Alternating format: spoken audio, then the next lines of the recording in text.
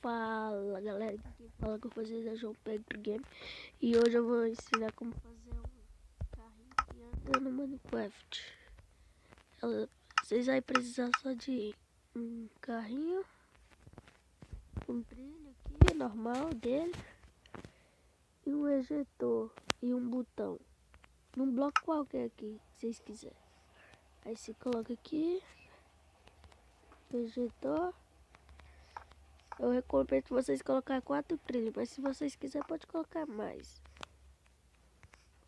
Aí vocês colocam aqui,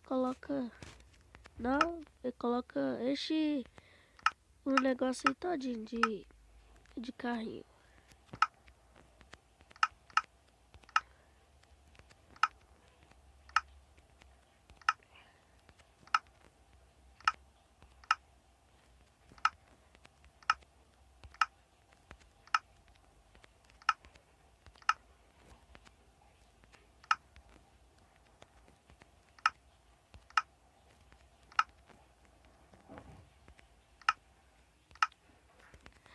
Pronto, terminei aqui, né? Aí você vai clicando aqui até...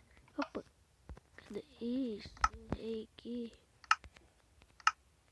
Deixa eu sair daqui de perto. Você vai clicando aqui até sair todos, até sair os carrinhos tudo. Deixa eu ver se saiu tudo. Não.